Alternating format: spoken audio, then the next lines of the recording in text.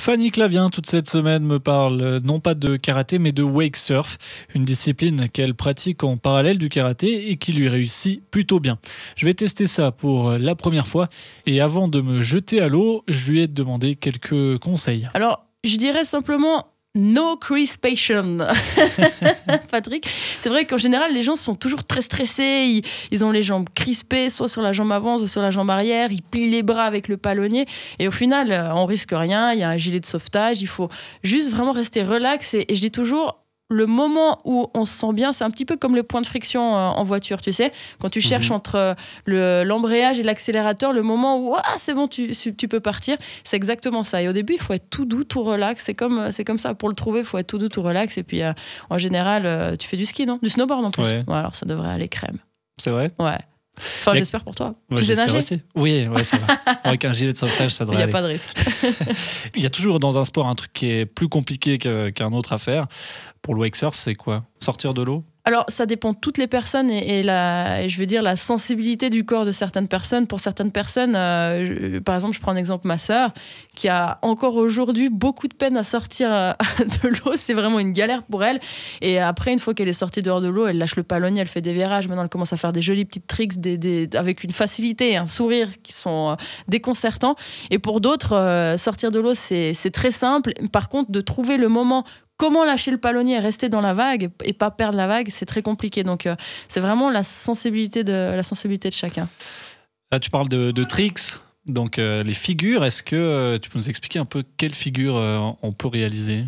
Beaucoup de figures et le sport commence à prendre une ampleur de malade, j'ai envie de dire, parce là, cette année, on a vu des figures qu'on pensait irréalisables et que certains riders ont réussi à réaliser. Par exemple, la plus folle pour moi, c'est le Superman. Alors, comme en surf, le vrai Superman, on le sait, comme le surf de mer, tu sautes, tu fais en lit, tu prends ta planche, tu la tires au-dessus de ta tête, tu la remets sous tes pieds et tu la poses sur la vague et tu continues de rider ta vague. Et tu t'éclates la gueule. Ouais. Non, mais on l'a vu, hein, des grands surfeurs sur le circuit mondial de surf qui l'ont fait.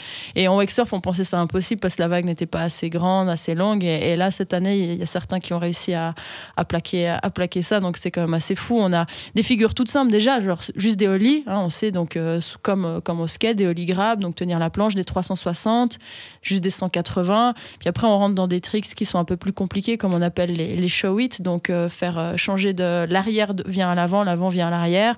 Donc, le 108 en show-it, le 360 show-it, avec il y a vraiment beaucoup de figures et c'est très technique et c'est vrai qu'on retrouve un peu, on peut dire, des figures de skate qu'on peut voir en skate sur un surf. En fait, il y a plusieurs disciplines. Hein. Je crois qu'il y a deux disciplines. Il y a quoi? Le skim et le surf, le surf, qui sont deux disciplines de wake surf. Alors, en fait, le skim style, on peut vraiment comparer ça au skate. Les planches sont différentes. C'est pour ça qu'il y a deux catégories. Donc, le skim style, la planche est plus plate et ronde, avec un seul aileron qui est tout petit et qui justement permet aux riders de faire par exemple des 720, des 1080 de tourner sans cesse, justement de faire des show-it parce qu'ils ont en fait moins d'ailerons, donc moins de résistance dans l'eau, ils leur permettent de faire plein de choses. Par contre, dans ce style-là, il y a moins d'amplitude et on est moins dans l'esprit surf style en fait. Vraiment plus dans un esprit justement skateboard où on fait plein de petites figures, plein de petits trucs et après on a le surf style où on a entre 2 et 3 gros ailerons qui font de plus de 8 cm. Et là, on est vraiment dans un style beaucoup plus agressif où on va travailler la vague, on fait des gros rollers, on essaie d'avoir une grande amplitude, des grands ollies.